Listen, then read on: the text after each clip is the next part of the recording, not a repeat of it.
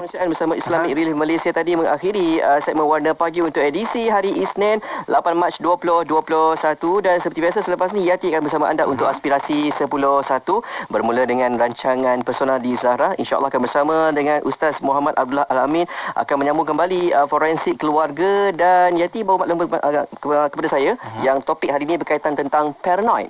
Okay. Menarik tu, mungkin biasa dengar tapi nak tahu lebih lanjut nantikan sebentar lagi. Dan jangan lupa juga hari ini juga 8 Mac genap 7 tahun peristiwa MH370. Kita sama-sama doakanlah yang baik-baik. Kabarnya ada berita-berita terkini nak diumumkan. Doalah yang baik-baik untuk kita semua, insya-Allah. Ya, jumpa lagi esok. Sehingga itu, Assalamualaikum warahmatullahi wabarakatuh.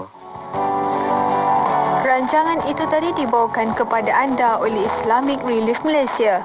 Hiburan mendidik jiwa hanya yang terbaik di IKIM, Inspirasi Inforia Islami.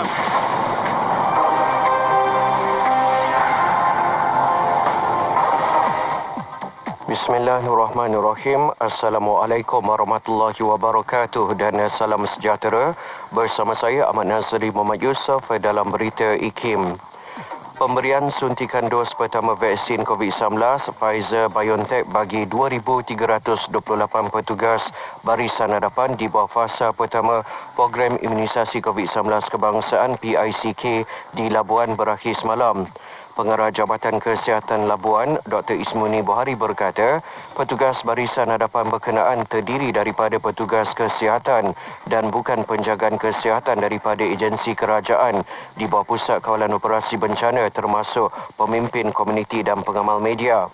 Beliau turut berkata Labuan adalah antara negeri pertama yang melaksanakan pemberian vaksinasi di bawah PICK bermula pada 27 Februari, sehari selepas ketibaan vaksin itu dari Kota Kinabalu melalui Terminal Feri Labuan. Sejumlah 9,403 individu di Sabah telah menerima suntikan dos pertama vaksin COVID-19 sejak program imunisasi COVID-19 kebangsaan peringkat negeri dilancarkan pada Khamis lalu.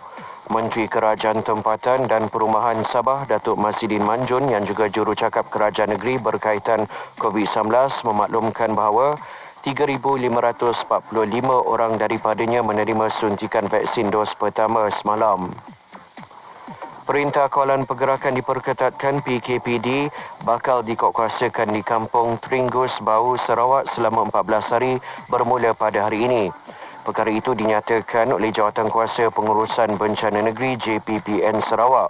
Menerusi satu kenyataan, Jawatankuasa berkenaan memberitahu bahawa keputusan itu dibuat susulan peningkatan kes positif COVID-19 di kampung berkenaan. Mengenai situasi COVID-19 di Sarawak, Jawatankuasa Pengurusan Bencana Negeri Sarawak memaklumkan semalam terdapat 201 kes positif baru menjadikan jumlah kumulatif kes positif di negeri Sarawak meningkat kepada 11,096 kes. Sekian saja berita IKIM untuk edisi 10 pagi ini. Berita seterusnya bakal ke udara pada pukul 12 tengah hari ini. Assalamualaikum warahmatullahi wabarakatuh dan teruskan kesetiaan anda bersama IKIM Inspirasi Inforia Islami. Laporan berita tadi dari sumber bernama Kapsul Masa. Pada tanggal 22 Januari 1994, Taman Negara Pahang dipilih sebagai pemenang tarikan pelancongan terbaik bagi Anugerah Pelancongan Malaysia 1993. Anugerah ini diberi berdasarkan kejayaan Taman Negara meningkatkan imejnya sebagai destinasi pelancongan. Hadiah disampaikan oleh Yang Berhormat Datuk Sabaruddin Cik, Menteri Kebudayaan, Kesenian dan Pelancongan kepada Jasni Abdul, Timbalan Ketua Pengarah Jabatan Hidupan Liar dan Taman Negara pada Majlis Malam Anugerah Pelancongan Malaysia 1993 di Kuala Lumpur. Taman Negara Pahang merupakan kawasan pelindungan rasmi yang pertama dan tertua di negara yang dahulunya dikenali sebagai King George V National Park. Taman negara ini diisytiharkan secara rasminya oleh Duli Yang Maha Mulia Sultan Kelantan, Pahang dan Terengganu sewaktu sambutan Jubli Perak King George dan diwartakan bagi memelihara alam semula jadi kawasan ini. Anugerah yang diterima tersebut meningkatkan lagi imej Taman Negara sebagai ekor pelancongan terkenal negara. Petikan fakta ini disediakan oleh Seksyen Dokumentasi dan Penerbitan Arkib Negara Malaysia. Allahumma ati nafsi taqwaha wa zakkiha anta khairu man zakkaha anta waliyuha wa maulaha. Allahumma ati nafsi taqwaha wa zakkiha anta khairu man zakkaha anta waliyuha wa maulaha. Allahumma ati nafsi taqwaha wa zakkiha anta khairu man zakkaha anta waliyuha wa maulaha. Semua pendengar dijemput untuk menyertai satu kaji selidik yang dijalankan oleh Radio IKIM. Tempoh kaji selidik ini bermula 1 Mac hingga 31 Mac 2021. Caranya mudah sahaja. Layari laman web www.ikim.my/kaji-selidik dan jawab semua soalan yang dikemukakan. Jadi tunggu apa lagi? Kunjungi segera laman web www.ikim.my/kaji-selidik. Selami ilmu untuk kehidupan kita seharian bersama Nur Hayati Paradi di Aspirasi 10.1. IKIM, Inspirasi Inforia Islami. Assalamualaikum warahmatullahi wabarakatuh. Dimulakan dengan lafaz suci Bismillahirrahmanirrahim. Selawat dan salam buat Rasul junjungan Nabi Muhammad sallallahu alaihi wasallam. Selamat pagi, salam aspirasi untuk semua sahabat pendengar IKIM. Tak kira di mana jua anda berada, alhamdulillah Allah rezekikan kita untuk bersama sekali lagi menerusi ruang udara Radio IKIM ini dalam segmen Aspirasi 10.1. Mula pukul 10, habis pukul 1. Bersama dengan siapa? Nur Hayati Paradi. Alhamdulillah.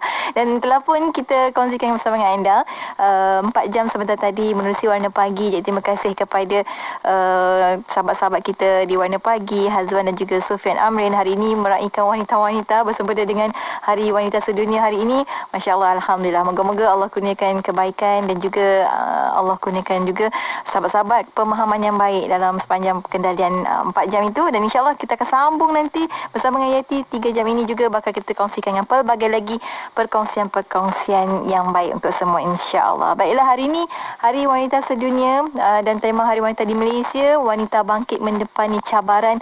Moga-moga semua wanita dan semua penjaga-penjaga wanita dapat bangkit dalam diri kita, bangkit dari segi emosinya juga untuk mendepani pelbagai cabaran. Hari ini pun ada juga cabaran dah. Ada ramai wanita yang menghantar anak ke sekolah, sekolah rendah dah secara penuh hari ini bersekolah. Jadinya Masya Allah, alhamdulillah. Moga-moga Allah permudahkan segala urusan kan. Dan bersempena Hari Wanita Sedunia ni setiap tahun diraikan bagi nak meraihkan kepelbagaian bidang yang dijalankan, tugas yang dijalankan, digalas oleh wanita. Wanita-wanita ni hebat. Saya itu kata minggu lepas kan kita bersama dengan Ustazah Nazira kena bersyukur menjadi wanita. Kerana apa?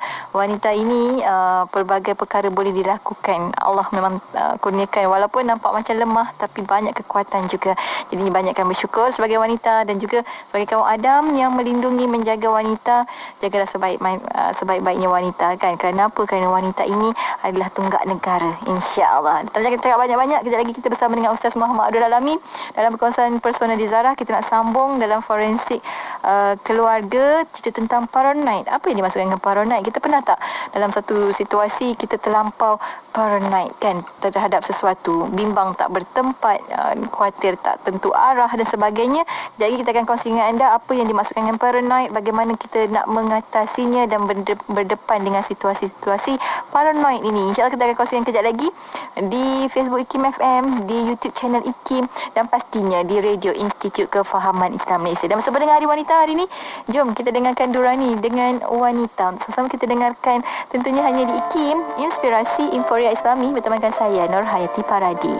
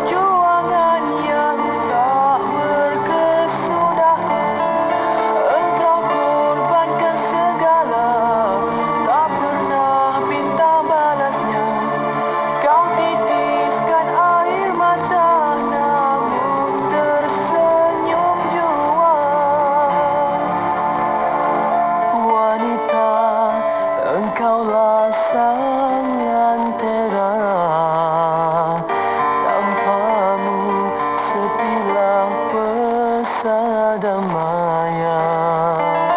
Semoga kau damai sejahtera untuk selama-lamanya. Nuraisa, Nuraisa, kosmetik mesra wuduk Nuraisa. Nuraisa, Nuraisa, kosmetik mesra wuduk Nuraisa. Nuraisa, Nuraisa, Nuraisa, makeup mudah dibersihkan. Pilihan ramai wanita, kosmetik mesra wuduk Nuraisa. Ramai wanita, kosmetik mesra wuduk Nuraisa. Apa sah? Nuraisa. Bang, ni campur ni, campur ni, campur ni satu lagi. Berapa bang? Okey, kejap. Ni harga dia. Murahnya bang. Package combo kembali lagi. Tempah sekarang sementara masih ada. Hubungi 012-686-9236 atau 017-345-2564. Tertakluk pada terma dan syarat. Tarikh tutup permohonan iklan adalah setiap 16 hari bulan pada setiap bulan. Bayangkan anda sedang berhadapan musim sejuk yang sangat melampau. Di kem-kem pelarian Syria berbumbungkan kanvas koyak dan penuh lumpur. Mereka berjalan tanpa alas kaki. Kaki kecil mereka bengkak akibat sejuk dan cedera di batu tajam. Ayuh bersama Pertubuhan Peduli Insan Malaysia membantu menyelamatkan nyawa mereka dari kesejukan. Hulurkan sumbangan anda melalui www.peduliinsan.org. Radio IKIM membawa kepada anda lagu-lagu nasyid terbaik di Malaysia. Kita tidak mungkin mampu.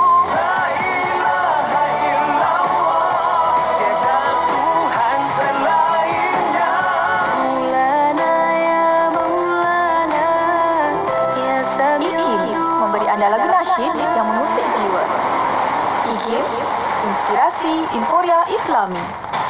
Inspirasi Inforia Islami tentunya hanya di Radio Institut Kefahaman Islam Malaysia. Alhamdulillah, kembali kita bersiaran waktu ini menerusi rancangan pertama di Aspirasi. Tak lain tak bukan, kita bersama menerusi Pesona Dizara dah pun bersedia di hujung talian saat ini untuk bersama dengan sahabat pendengar. Kita ada Ustaz Muhammad Abdullah Alamin. Assalamualaikum Ustaz. Waalaikumsalam warahmatullahi wabarakatuh. Alhamdulillah. Terima kasih banyak Ustaz kerana bersama dengan kami lagi pada hari ini. Ustaz ni selalunya kan bila kata tentang Pesona Dizara ni dia macam pejuang wanita-wanita. Hari ini kebetulan pula Hari Wanita Sedunia. Gitu. Masya-Allah. Ya, alhamdulillah. Terima kasih banyak Ustaz kerana bersama dengan kami, dan hari ini kita nak sambung tentang forensik keluarga. Kita nak bawakan satu tajuk iaitu tentang paranoid. Paranoid macam tu kan. Jadi apa yang dimaksudkan dengan paranoid ini, bagaimana dia berlaku dan bagaimana kita nak membantu diri kita untuk keluar daripada kepompong situasi paranoid ini. Kongsian awalan ini kita mulakan dengan mukadimah daripada Ustaz terlebih dahulu. Silakan Ustaz. Bismillahirrahmanirrahim. Assalamualaikum warahmatullahi wabarakatuh. Innal hamdalillah nahmaduhu wa nasta'inuhu wa nastahdi wa nastaghfiruh wa natubu ilaih. Pertama syukur Allah Subhanahu wa taala pada kesempatan pagi berbahagia ni masih kita dapat sama-sama berada dalam perkongsian ilmu kita. Sebelum itu saya nak mengucapkan kepada DJ Kak Yati kita mewakili seluruh wanita di luar saja, selamat Hari Wanita pada hari ini. Dan mudah-mudahan Allah Subhanahu wa taala kurniakan kepada seluruh wanita-wanita yang merupakan ibu kita, ibu mertua kita, anak perempuan kita, dan begitu juga kakak kita, adik perempuan kita, siapa-siapa juga maknanya yang berkaitan isteri kita. So maksudnya dengan kesihatan, kebaikan, yang penting sekali Allah bimbing untuk terus kita berada di dalam keredaan Allah Subhanahu wa taala. Kepada wanita-wanita sekalian, selamat Hari Wanita. Wanita yang tulen wanita, bukan orang yang merasa dirinya wanita. Ini wanita tulen bang. Cakap selamat Hari Wanita.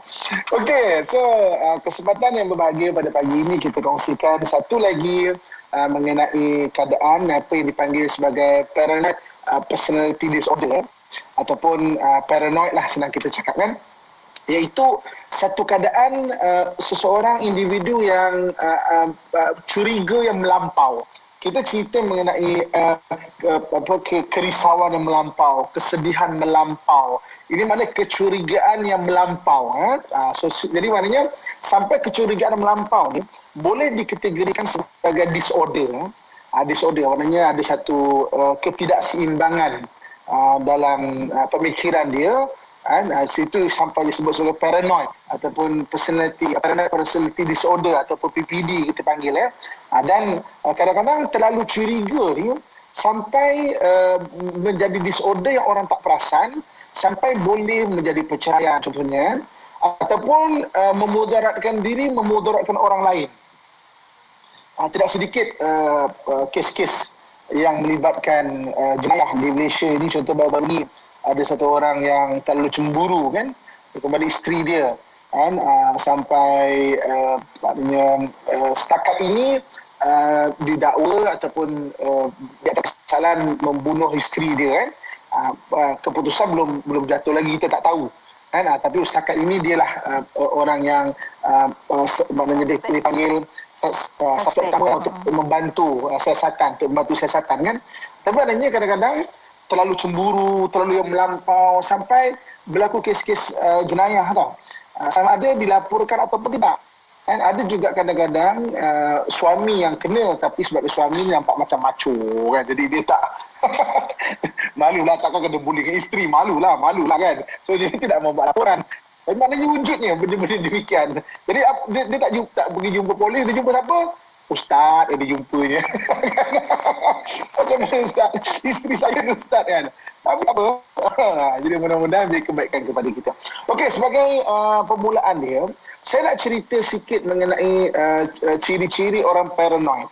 So jadi tujuannya adalah kita tengok diri kita dan kita tengok orang sekeliling kita. Itu tujuan yang penting sekali. Dia bukan untuk kita gunakan untuk kita judging orang lain atau kita hukum orang lain. Kau paranoid sangat lah kan. Tak, kita nak tengok supaya kita boleh maknanya tahu tentang diri kita, tahu kita ni ada masalah yang perlu dibantu. Ataupun orang sekeliling kita.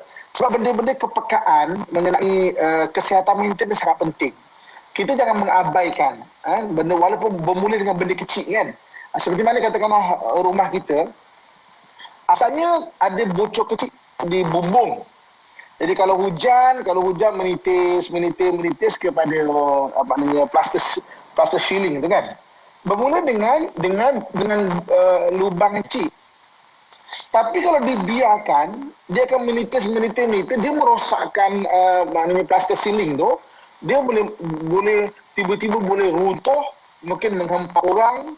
Jadi maknanya daripada satu lubang yang kecil dibiarkan, dia boleh jadi satu benda yang besar. Satu apa yang kita nak kongsikan pada hari ini supaya kita melahirkan kepekaan kepada diri kita dan orang sekeliling kita mengenai benda-benda kesihatan mental, bukan benda-benda yang boleh dianggap remeh dan enteng. Tapi benda yang berawal lagi ketika ada kesedaran, supaya kita boleh bantu orang yang ada di sekeliling kita. Jadi kakak, tuan-tuan muslimin muslimat sekalian, saya akan ceritakan 7 ciri-ciri orang yang ada paranoid. Jadi siapa-siapa yang ada 4 sahaja, 4 ciri-ciri pun dia dah start mula apa disebut sebagai paranoid. Paranoid personality disorder. Ada 4 saja. Saya maksudnya saya akan cerita 7 ciri-ciri dia. Tapi kalau ada orang ada 4 saja, dia dah start mula. So kalau kita tengok diri kita ada benda tu, kita kena faham, okey, kita dah ada mula maknanya benda ini, dan kita kena jaga kesihatan mental kita supaya clear, supaya tenang, supaya cerah, supaya tidak ada gangguan-gangguan sehingga menjadi kesihatan mental. Okey, jadi yang pertama, ciri yang pertama adalah seseorang itu dia suka dia rasa orang lain suka nak eksploitasi dia, memudaratkan dia, menipu dia tanpa asas mencukupi. Dia rasa macam tu. Ada rasa dia dimangsakan. Dia rasa dia jadi mangsa kepada mudarat orang lain. Jadi kalau tengok orang tu, dia terus kata, ni macam maknanya nanti berlaku mudarat ni kan. Kalau ni, dia mesti nak ambil kesempatan atas aku ni. Maknanya rasa dieksploitasi. Maknanya mula-mula tanpa asas pun. Mula-mula jumpa saja benda tu ada dulu kat dia tu. Itu yang pertama. Jumpa je, ini sengih-sengih nak mengurat aku lah tu. Maksudnya dia mula-mula jumpa tu, dia tak rasa orang nak tipu dia, mudaratkan dia, eksploitasi dia dan sebagainya. Itu ciri yang pertama, atau antara ciri yang pertama.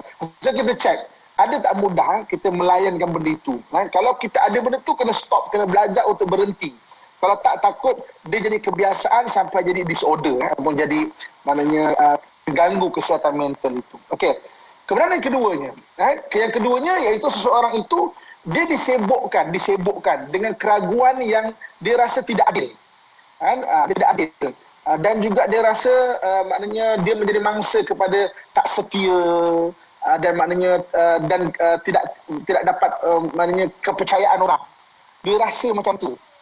Dia rasa tidak adil mengenai kesetiaan dan kepercayaan. Dia rasa macam tu. Ini semua salah orang je. Ini benda semua maknanya rasa tak adil. Saya ni memang kena macam ni, kena selalu dia mengeluh demikian. Dia selalu mengeluh demikian. Dia rasa macam ada je tak kena. Itu yang kedua. Kemudian ketiganya enggan mempercayai orang lain kerana ketakutan yang tidak berasas. Dia susah pula nak percaya orang lain pula. Tadi dia rasa dia tak percaya dan tidak kesetiaan. Ini dia susah nak percaya. Ada ketakutan yang tak berasas. Takkan cerita atau kongsi kisah dengan orang lain kerana takut info maklumat tersebut digunakan secara jahat terhadapnya.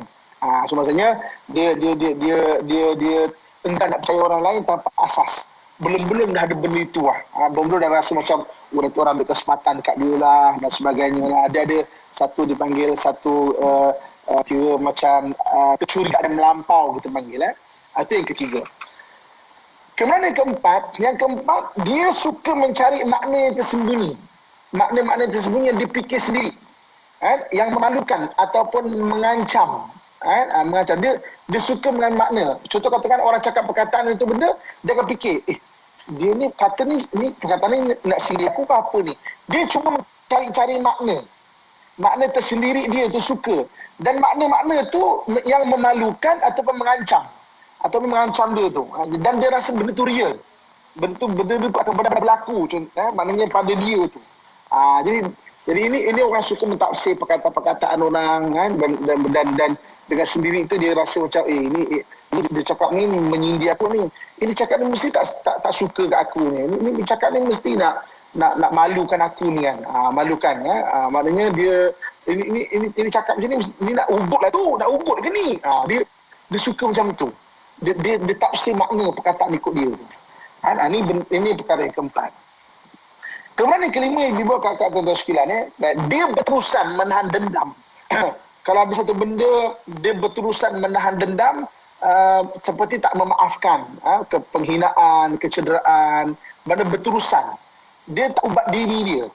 Maknanya berterusan menahan dendam, orang anyai dia ke orang apa ke, orang tu dah lama kena tangkap ke apa tu, tapi dia ataupun kena bicara ke, dijatuhkan hukum, masih lagi tak puas hati. Berterusan. Maknanya berterusan menahan dendam tu. Rasa tak puas hati tu. Jadi berterusan itu akhirnya menyebabkan dia akan maknanya berterusan sakit hati tu. Okey. Kemudian yang keenam, merasakan serangan terhadap reputasi wataknya yang tidak jelas kepada orang lain dan cepat bertindak balas dengan marah atau menyerang balas. Maknanya dia merasakan ada orang yang cuba merosakkan reputasi dia. Tiba-tiba je. Kata orang serangan. Orang nak rosakkan reputasi dia. Dan tiba-tiba dia akan menyerang balas. Tak pasal tiba-tiba macam, tahu tak, semua orang tak suka saya ni. Tak pasal, tiba-tiba je. Di maknanya, dia merasakan serangan-serangan yang merosakkan reputasi dia. Dan yang terakhir, yang ketujuh, dia mempunyai kecurigaan yang berulang. Mengenai kesetiaan pasangan. Kecurigaan itu berulang orang dan bermain-main di pemikiran dia pun. Kesetiaan pasangan dan sebagainya. Jadi ini tujuh apa yang kita sebut sebagai ciri-ciri paranoid. Jadi ibu bapa kakak tuan-tuan sekalian, kalau ikut DSM-5 Diagnostic Statistical Manual of Mental Disorder, kalau kita ada 4 daripada apa yang saya sebutkan di sini, telah bermula seorang itu ada disebut sebagai terganggunya kesihatan mental dia tu. Sebab tu nanti lepas ni kita lepas kita rehat mungkin kita tengok mana apa point of view dalam Islam mengenai benda ini kan. Sebab selain daripada kalau kita pergi ke doktor dan sebagainya, dia akan bagi ubat untuk kita tidak overthinking. Kadang-kadang orang tak tidur tu, orang paranoid ni tak tidur, overthinking fikir pasal orang, kecurigaan melampau. Maknanya diberi makan ubat tu untuk otak tu jangan sampai terlalu overthinking.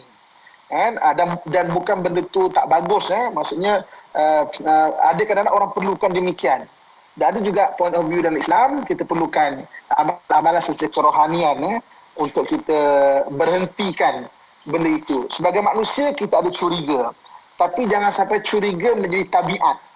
Jadi tabiat suka curiga. Malahan tabiat itu melampau-lampau. Jadi maknanya jadi tabiat melampau-lampau, dia jadi disorder ataupun penyakit mental. Okey. Bahaya tu. Tekan butang share. Kan, tekan butang share. Sahabat kita macam contohnya Amani kata jenuh lagu tu Ustaz. Dia yang bermain dengan fikiran dia, orang lain yang dalam bahaya. Ni ada cerita mungkin betul, kan? Betul. Sebab itulah macam orang, sebab tu kenapa kita bincang dengan Puan Zahra dalam konteks kekeluargaan contohnya. Sebab depan mata kita memang ada kejadian jenayah yang berlaku kerana sebab ini. Kan? Maknanya kena sebab ini. Sama ada jenayah berbentuk fizikal atau berbentuk yang maya ni. Ada orang hentam dekat Facebook lah, dekat ni lah. Dia rasa dia kena malukan. Dia rasa ada sebenarnya. Kan? Sebab apa? Kita tak nak, maknanya orang ni tak dibantu. Kan? Kita rasa okey je. Dia nampak sengaja okey je. Tapi dia tak okey sebenarnya. Dia perlu dibantu sebenarnya. Jadi bila kita cerita benda ni, at least paling kurang kita muhasabah diri kita. Aku ni rupanya ada benda ni rupanya. Kena ubah ni. Ada bagus kan? Ada kena ubah tu. Ataupun kita tengok kawan kita, dia ada benda ni lah. So, apa kita boleh bantu dia? Apa boleh kita bantu, kita akan kongsikan lepas kita berhenti rehat seketika.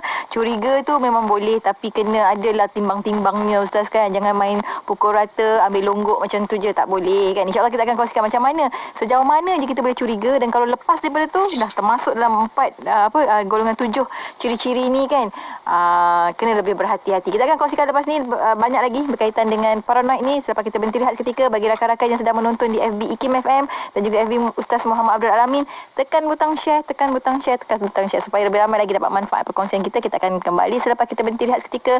Terus bersama kami hanya di IKIM, Inspirasi Inforia Islami.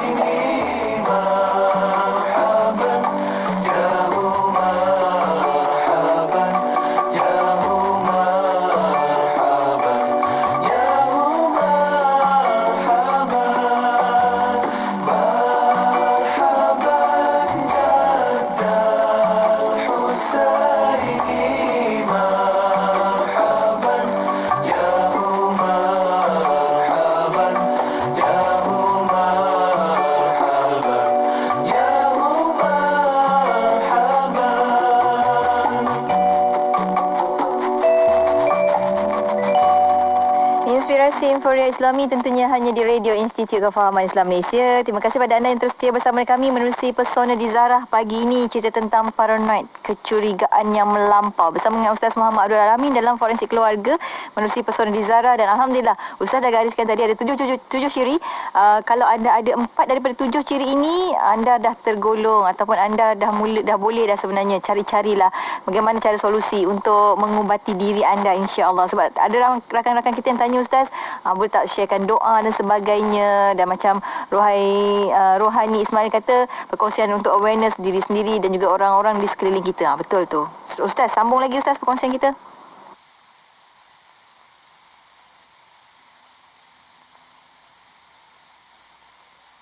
Ustaz tak dengar suara, Ustaz.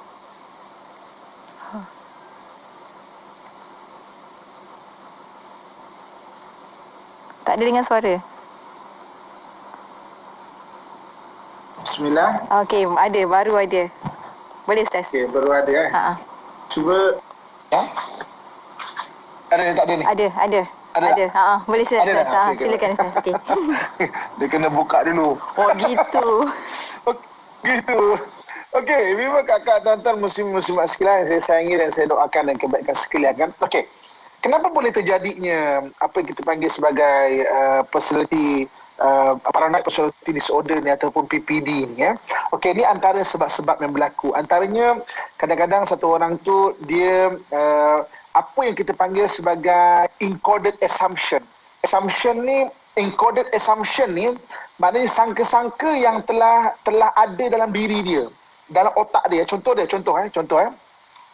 Encoded assumption ni contoh, dia tafsirkan sendiri dia punya makna tu. Contoh katakanlah, okey, sayang ni kena pegang tangan baru masuk sayang.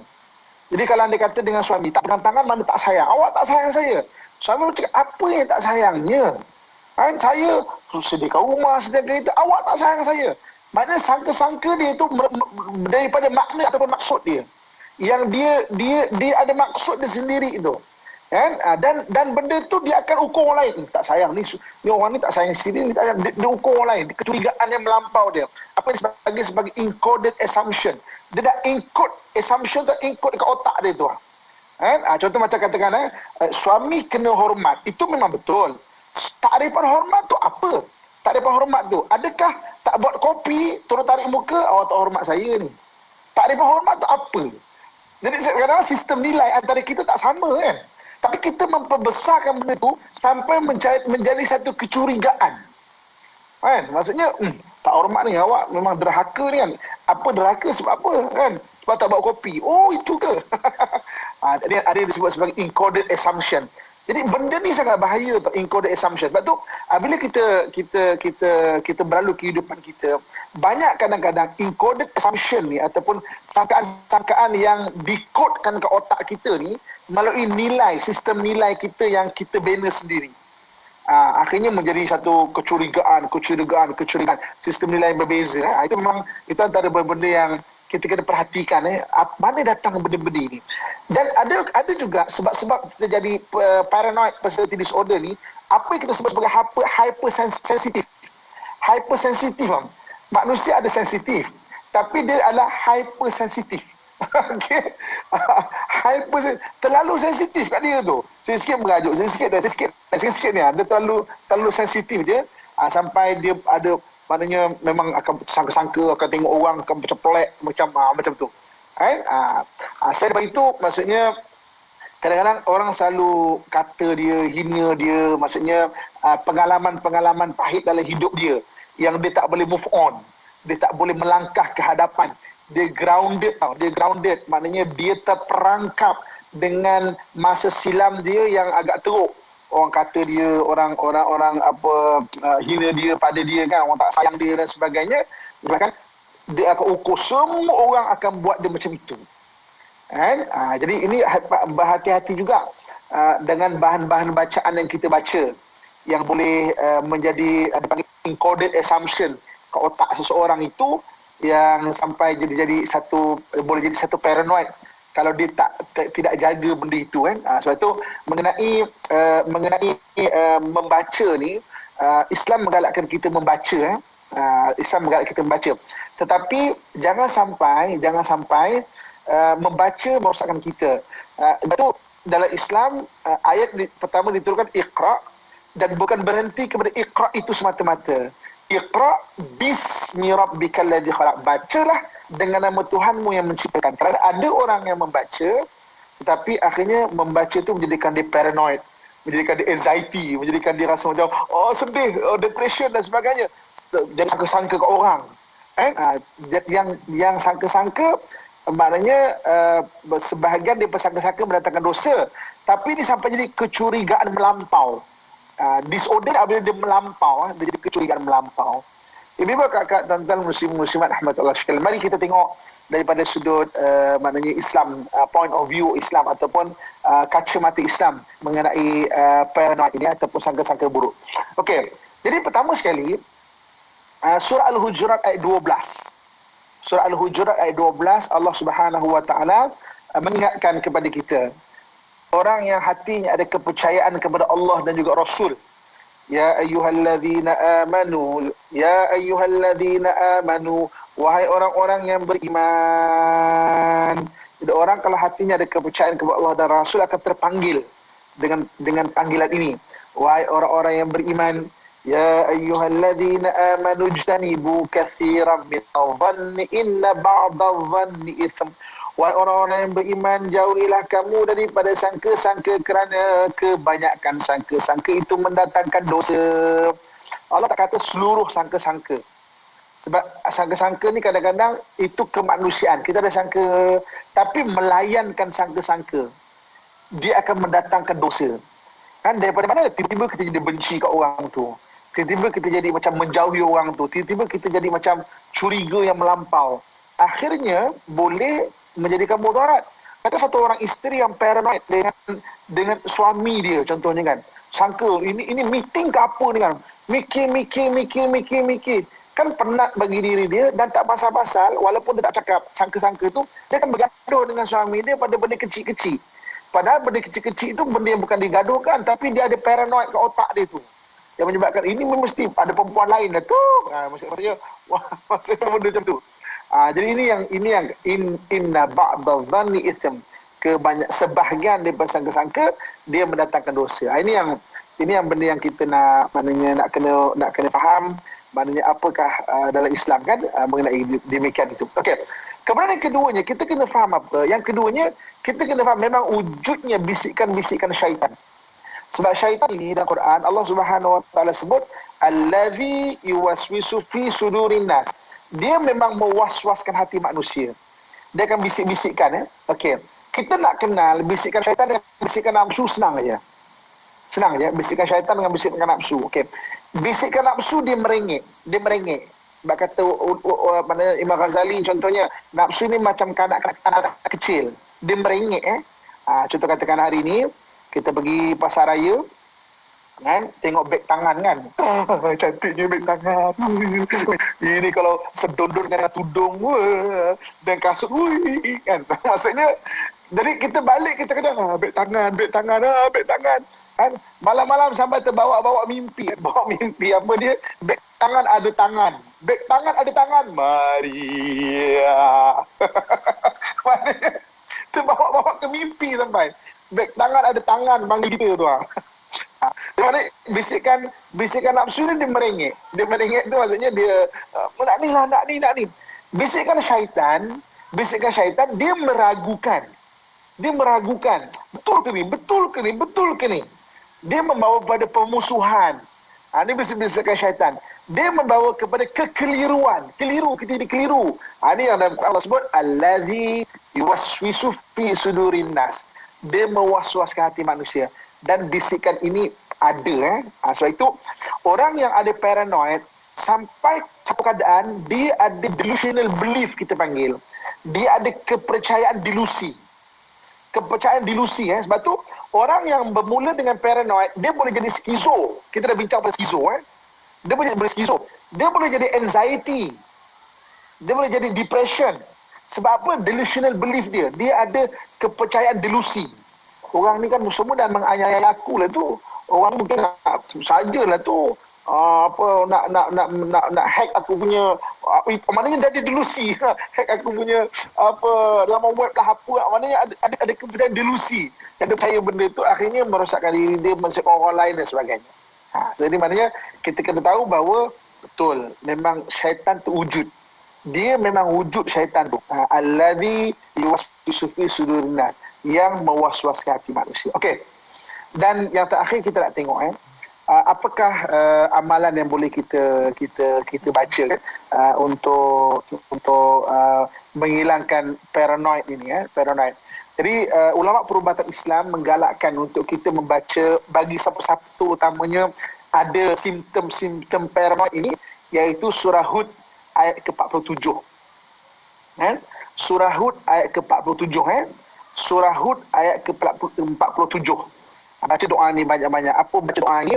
Doa ini berbunyi, auzubillahi minasyaitanirrajim, rabbi inni a'udzubika an as'aluka ma laysa li bihi ilm. Tuhanku, sesungguhnya aku berlindung kepadaku untuk memohon ampun kepadamu sesuatu yang aku tidak ketahui hakikatnya. Wa illa taghfirli wa tarhamni aku minal khasirin. Kalau engkau tidak mengampuni aku dan menaruh belas kasihan kepadaku, niscaya aku termasuk orang-orang yang rugi.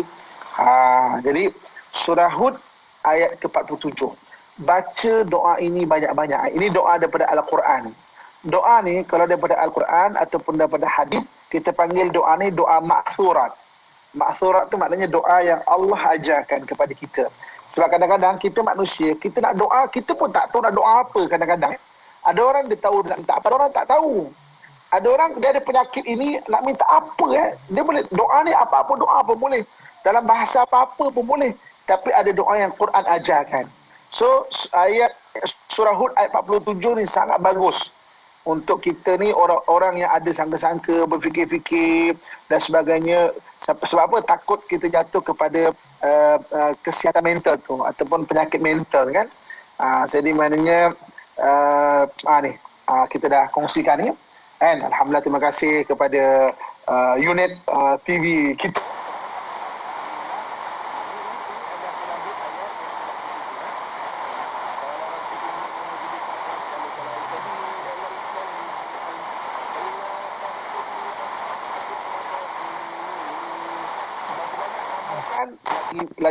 Lagi banyak bagus. Tapi paling kurang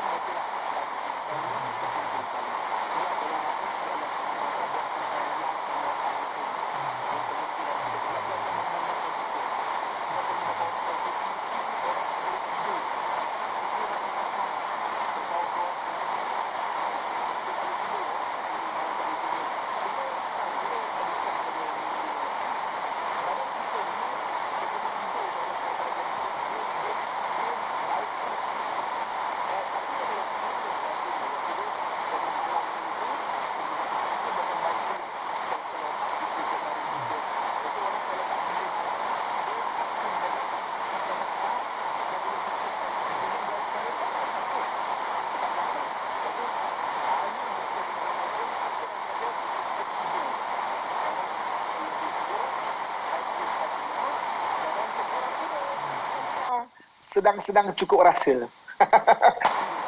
Ini kena ada waktu yang betul. Sebab tu baca, tidak ada kena overthinking, akhirnya tak boleh nak tidur. Memudaratkan diri, memudaratkan orang lain. Mudah-mudahan beri kebaikan dan manfaat, insya-Allah. Wallahualam. Mungkin kita boleh kongsikan pertanyaan daripada pendengar-pendengar kita yang kita sayangi sekian. InsyaAllah. Itulah untuk anda rakan pendengar, ada pertanyaan soalan boleh saja ajukan di FB IKIM FM, di YouTube channel IKIM, juga di WhatsApp IKIM di 011290040004. Kita ada soalan daripada sahabat kita di Facebook, Ustaz Wan Zumusni Wan Mustafa. Kata, Ustaz, bagaimana nak bantu Umi sahabat kita ni memaafkan bekas suaminya? Bekas suami sahabat kita ni lah, dan orang-orang yang menyayanginya dan menyihir sahabat kita ni. Saya dah move on, tapi Umi sahabat kita ni suka overthinking, bersangka-sangka, mengungkit dan dendam tak sudah. Macam mana tu, Ustaz? Okey, kalau Umi nak baca doa ini, mana kongsikan ayat yang kita kongsikan pada hari ini, kalau dia nak amalkan. Tapi kadang-kadang Orang yang maknanya ada keadaan demikian, dia ada satu stage dipanggil denial. Denial ni mana dia tak percaya dia ada sakit itu. Sebab tu dia ilmu sangat penting ya. Rakaman Pesona Zahra ni, dengarkan dia, tanya dia, Mak Umi, saya tak faham lah apa ustaz ni cakap ni kan, boleh tak tolong terangkan kat saya? Kan? Sebab dia berkaitan dengan ilmu. Kadang-kadang ada orang di peringkat dia tak boleh terima hakikat, dia macam tu. Awak ni overthinking. Mana ada saya overthinking? Awak tu marah je. Mana saya marah? Pandai kata saya marah.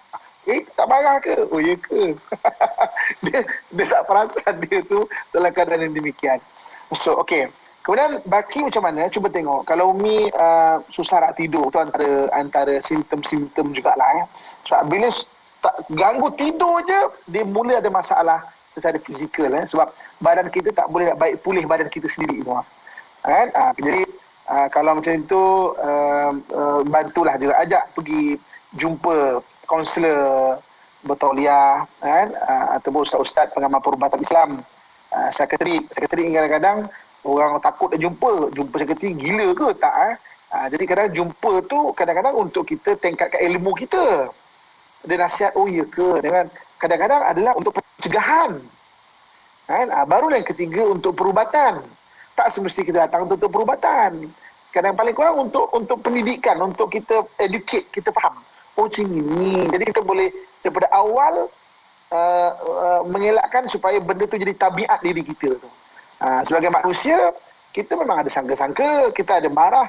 Jangan sampai marah jadi tabiat. Jangan sampai sangka-sangka jadi tabiat. Jadi tabiat, dia boleh jadi mengganggu kesihatan mental kita. Macam contohlah, ada orang tanya kita kan, kat Pesona Zahra, segaduh je lari di perumahan, segaduh je di rumah. Asal lari di rumah je gaduh orang lelaki kan. Okey, jadi sebagai kemanusiaan kadang-kadang orang lagi kan. Tapi jangan sampai lagi jadi tabiat. Sikit nak lagi. Kan? Kalau macam tu, beli treadmill dekat rumah, pergi lari. Apa tu? Tengah lari. Pergi lari kat treadmill. Okey, wallah. Sihat sikit Ustaz kan, Masya Allah. Alhamdulillah. Satu saranan sangat baik daripada Ustaz. Alhamdulillah. Dan seterusnya kita ada soalan daripada sahabat kita di YouTube IKIM. Mohon untuk Ustaz uraikan perbezaan bersangka baik dengan berhati-hati ataupun berwaspada ni Ustaz. Daripada Atika. Okey. Berwaspada dan bersangka-sangka, kita ada basic dia punya pengetahuan dia. Contoh katakan orang mencurigakan dekat kawasan rumah kita, tak pernah tengok orang itu. Itu berjoging kanan, berjoging kiri. Oh, ini orang mencurigakan. Ada basic ilmu tau. Maksudnya, oh ini memang lain daripada yang lain.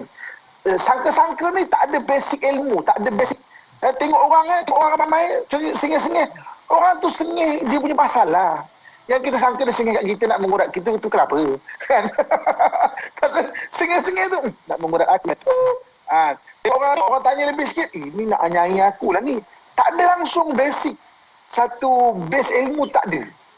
Ini yang bahayanya. Jadi, maknanya waspada, berhati-hati dan ada basic ilmu dia. Tapi kalau sangka-sangka tak ada basic ilmu. Ini Allah sebut, Inna dhanna la yughni minal haqqi syai'a. Sesungguhnya sangka-sangka itu tidak akan mencetuskan kebenaran sikit pun. Sebab dia tak ada base, tak ada landasan ilmu tu, tak ada landasan pengetahuan tu. Tak ada asas tanpa berasas. Wallahu-a'lam. Dan seterusnya Ustaz, daripada Juliana Abdul Aziz Ustaz, bagaimana kita nak tambahkan redha dan mengurangkan rasa terbelenggu kita dengan penyakit yang kita hadapi? Sebab dah lama sangat dah dan hadapi dan masih belum berputus asa sebenarnya untuk berubat. Cuma kadang-kadang tu ada rasa down Ustaz. Macam mana? Okey, so satu benda yang kita kena faham, kalau kita sakit memang pergilah berubat. Berubat tu adalah benda yang dianjurkan oleh Nabi SAW. Nabi sebut tadawau. Tadawau di mana berubatlah. Pergi berubat. Okey. Cuma kadang-kadang jodoh ubat baru ditemui. Jangan putus asa. Mungkin kita akan sembuh selepas jumpa doktor kelima contohnya kan. Tapi kalau kita tak tempuh doktor pertama, doktor kedua, doktor ketiga, macam mana nak tempuh sampai doktor kelima? Maksudnya teruskan berusaha. Usaha tu sebenarnya Allah nak bagi pahala dekat kita. Okey. Kesembuhan Allah yang bagi. Tapi usaha Allah bagi pahala sebagai bekal kita ke akhirat. Jadi kalau kita faham benda tu, kita akan nampak, aku berusaha tak sia-sia. Masa, wang ringgit kita dengan orang sekeliling kita, bantu kita, semua pahala sebagai bekal ke akhirat. Wallahualam. Alhamdulillah. Terima kasih banyak Ustaz untuk jawapan, dan seterusnya kita ada soalan lagi dari sahabat kita di Facebook IKIM. Ustaz kata, apakah zikir ataupun selawat turut membantu mengelakkan bersangka buruk ni Ustaz? Okey, tadi saya dah kongsikan ayat surah Hud ayat 47 Itu sangat bagus untuk kita baca untuk menghindarkan daripada seorang itu bersangka-sangka So amalkan Saya sebenarnya ini yang telah kita paparkan di skrin unit media kita, Tahniah dan Syabas maknanya memaparkan dekat skrin. Ini adalah surah Hud ayat ke-47. So amalkan Okey. Saya satu hari saya ada satu orang dia kata, Ustaz, saya sakit macam ini Ustaz. Apa amalan Ustaz? Saya kata amalan dia mudah je amalan dia. Apa dia Ustaz? Dia ambil kertas ambil kertas. Okey. Baca Bismillahirrahmanirrahim setiap pagi 21 kali. Ustaz, 21 kali penat ambil kertas kan. Okey. Lepas sebulan saya jumpa dia. Okey. So saya pening kepala dah Ustaz. Ini sakit saya mesti Ustaz. Saya kata okey. Dah amalkan tak ayat Bismillahirrahmanirrahim 21 kali waktu pagi tu? Tak amalkan. Okey. Kita kadang-kadang bukan nak cerita dapat amalan yang panjang-panjang, amalan yang pendek-pendek pun kita susah nak amal. Jadi surah Hud ayat 47 ni dia pendek aja, tapi amalkan pagi 3 kali, petang 3 kali, dan kita boleh tengok perubahan dengan barakahnya ayat Quran tu. Allah sembuhkan sangka-sangka dan penyakit-penyakit yang ada kat hati kita, insya-Allah. InsyaAllah. Amin ya rabbal alamin. InsyaAllah. Dan kita ada lagi satu soalan Ustaz. Saya kira soalan terakhir juga untuk kita pada hari ini. Ini berkaitan dengan suami yang kuat cemburu daripada sahabat kita di WhatsApp IKIM Ustaz. Kejap ya. Okey, ini soalannya.